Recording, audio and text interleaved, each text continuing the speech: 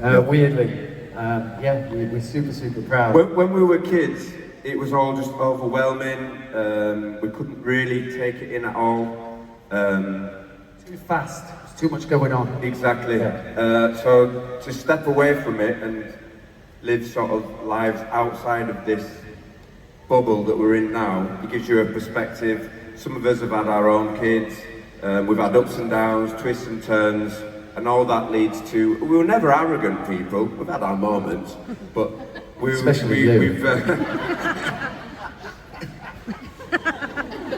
we've got gratitude. We really have. It's very special, this, being back here, you know, after so long, being back together. You know, the UK tour and Ireland tour was amazing. So we've just been to Australia now, and this is our last show before we head back home.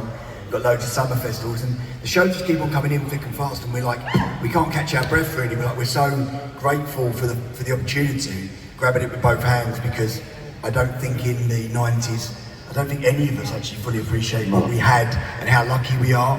And we're in the moment now, and we're so lucky that we're here, and we're really grateful. And we've all said to each other many, many times that we're able to actually appreciate this now for what it is, like the kind of the dream that people see when they see people performing on stage in front of tens of thousands of people with your own show. And what we sat in school classrooms staring out of the window and dreaming of doing. Yeah, exactly that. Yeah. Like this now, this version of what we're doing is how we're all actually genuinely experiencing this. So it really is, to really coin a cheesy thing, like we are actually living the dream now, because when we did it way back when, as I think Sean or Rich just said, we couldn't quite experience it properly because there was so much stress, there was so much going on.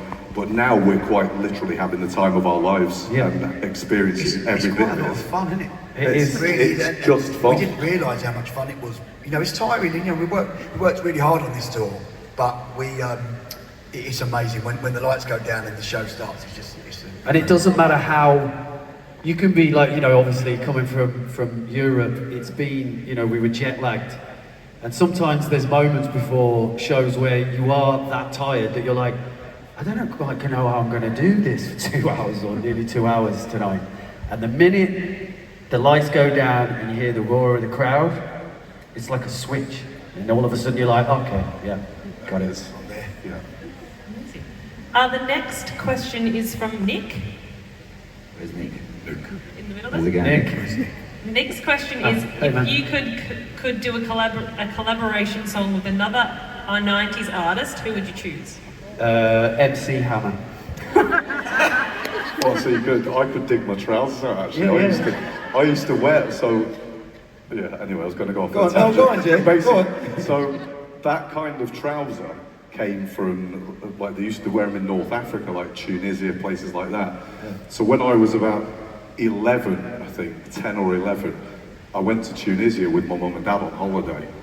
And they were there, and I was like, look at those trousers. I've never seen like cuffed down thing with a thing there. And we used to call them 7-day, sounds like 7-day hitters is the slang name for them, but it's a swear word.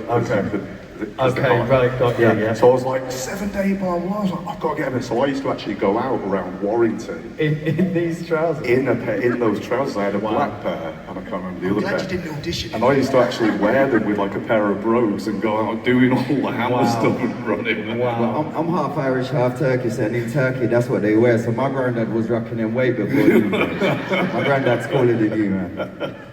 Thanks for your question. Sorry, man, that was supposed to be about collaboration. I don't know who, like, I don't know. I really the 90s? Yeah, 90s. And the 90s. I mean, I think we'd all have a different answer, in all honesty. I was joking about MC Hammer. Yeah, I think we would have. Like, we've all got, like, different taste in music. I don't know. But, yeah, I mean, obviously, because it wouldn't work. I mean, Ourselves. I'd say Phil Collins, but it wouldn't work.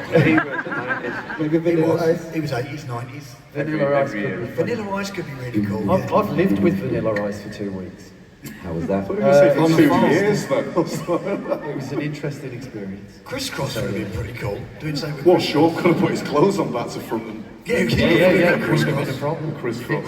Crisscross will make you jump. The next question's from Debbie. Debbie. Debbie. Where's Where are Debbie? you, Debbie? Where's Debbie? Debbie. Debbie's hiding. Debbie. Debbie. Debbie. Debbie. She's AWOL. Oh, there you are. Debbie's question is, if you could remake any song from back then with today's production techniques, which one would it be and why? Absolutely not. I think that they stand up personally. I mean, production-wise. production-wise, I actually don't think they need changing. I think it's quite incredible to think that a lot of these songs were made in Wait, where's 98. Debbie? Where is she? No, she said she'd be Debbie. That's not Debbie. It's gonna be Debbie. Oh, that's Look Debbie. at Debbie standing. Where you Okay, been, Debbie? Debbie. Yeah, I mean, production-wise, I wouldn't change a thing. I think they genuinely Take the sound Debbie. incredible. Yeah, what's wrong with the production, Debbie? Yeah, what you saying? Well, what are you saying, Debbie? You don't even Can we care, get do you? security to turn Debbie out? Debbie please? doesn't even care. She's giving us a backhanded comment. Go take a seat, Debbie. Go take a seat. We are joking, by the way. I'm not. The next question's from Elle. Elle? Hello, El. Hello. Oh, hi. Elle's question is, will you come back to New Zealand again after tonight and do some more concerts? But that depends on how 10%. good the crowd is tonight. I think. No, this Depends is our on the last noise levels ever and show. stuff like that. We're breaking up after this. Musical differences between me and Rich. Yeah. Musical and personal. And personal differences. It really depends. Yeah, listen, if it goes off in here tonight, I'm sure the promoter will be saying in a couple of years' time, let's do it again. Yeah. And depending on your behaviour in the show tonight will determine whether we come back. But we don't know. We don't know. And You know, depending tomorrow on- isn't guaranteed. We know we've got the summer shows in. After that, we'll sit down, have a chat, and go. We're going to do some more. We're going to call it a day. We don't know. We don't know what the future holds. Yeah. But just be very noisy. And, that will hopefully. And it'll probably help him. Tonight. The next question's from Catherine. Show yourself. Okay, Catherine's over there. Hi, Catherine. Catherine's question is, what has been your biggest challenge in your career and what brought you back together? Whoa. Biggest challenge in the career, right? Well, for me personally, was just the workload of the first time Yeah, around. without a doubt. That was very challenging to say the least. Well, and anybody who knows the band, it seems a lot of you said you've followed us since the early days, Yeah. know what we mean by that and the repercussions of that. So Yeah. it was categorically the workload. It would have been the workload, and what I would say about what brought us back together, and this is going to sound really cliched and really cheesy, but it's so true. Nothing about the music, nothing about being in a band. Friendship brought us back together. The longing of not being in each other's company for so long. We hadn't been in the same, all five of us hadn't been in the same room for 24 years. And I feel like even, we all went off and had amazing lives, individually, and as Sean said earlier, had kids and stuff, but there was always that niggle in your head, like, I haven't spoken to that dude, I haven't spoken to that dude, and it's felt so wrong. And I never thought this would happen in a million years. It took me giving up on it, that it was never going to happen, for it to then, you've probably read some press, we booked an Airbnb for friendship, and we went there, and within 4 seconds, or no seconds, there was just this energy between us. I think my biggest challenge is trying to get a word in. Flipping next, right? But it feels amazing, it really does. It didn't feel complete the first time. It felt, And when it I was it- 10, I was riding in the park and I fell off. Go on, Em. You want to say anything, though? I would say the biggest challenge for me and probably for all of us to some degree was when we first got together. We were completely, and we still are, but we've obviously evolved.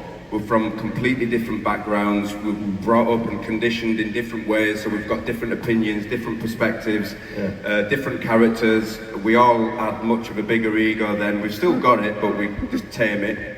And we all wanted to be the front person. We all wanted to express ourselves because we were kids, basically.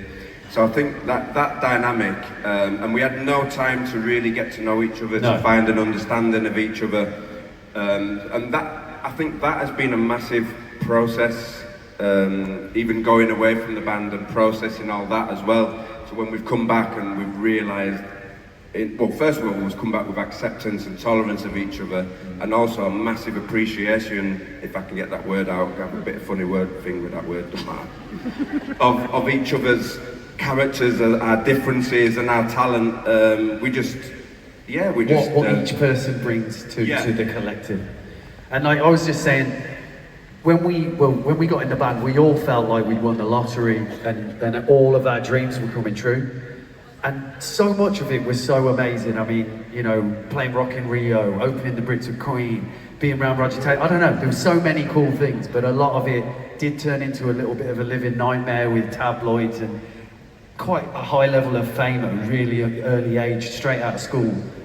And then it ended how it did, with people kind of not being that well and being burnt out.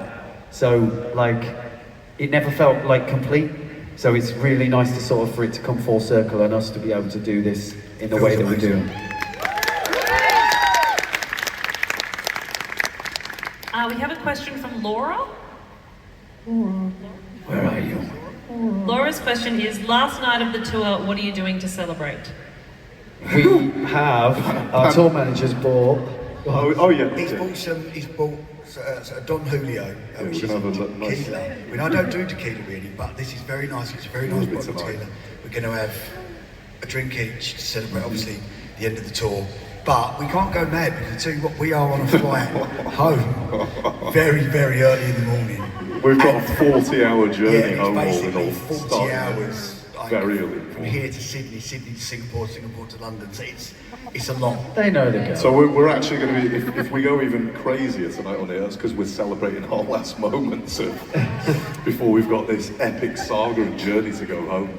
But we won't be really, won't we? And we haven't told Jay yet, you're in cargo. Oh really? With the rest of the animals? Yeah, you might as well be. You're in. As you can see, we do still love each other.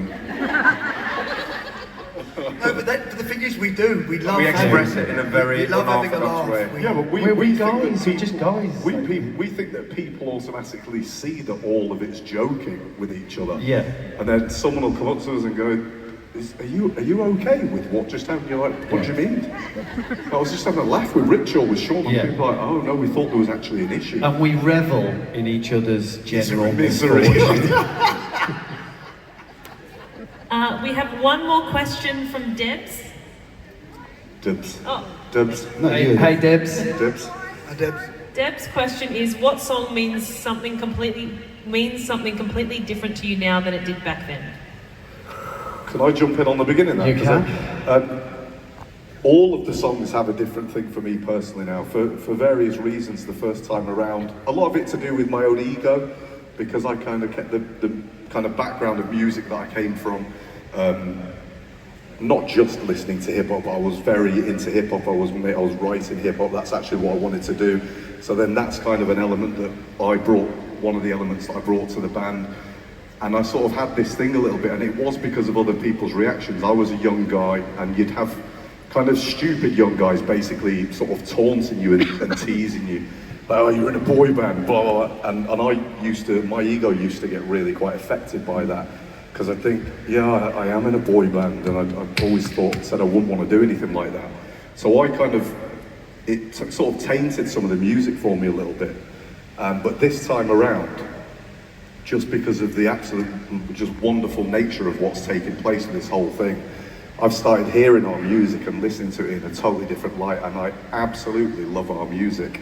And I'm on here performing when I'm performing, and I'm quite literally reveling in the fact that I'm able to be up here at this point of my life performing our music again with these four dudes. So for me personally, everything has a completely different meaning.